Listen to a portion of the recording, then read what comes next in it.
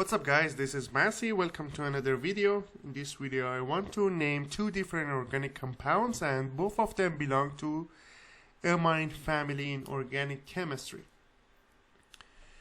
So the first one is NH2 and methyl connects to the carbons here.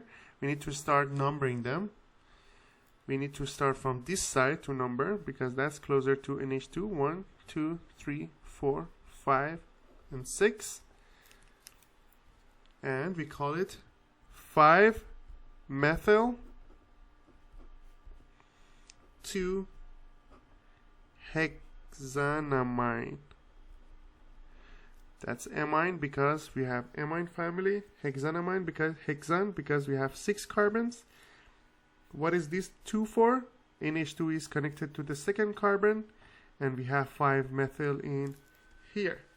Let's see the second example. Again, we're going to start numbering from this side because that's closer to NH2. 4, 5, 6. So we have 2 methyl groups. So we have 4 and 5 dimethyl 2-hexanamine. That's going to be the name of this amine. I hope you enjoyed this video. Please leave me a comment if you have any question. Thank you for watching and have a great day.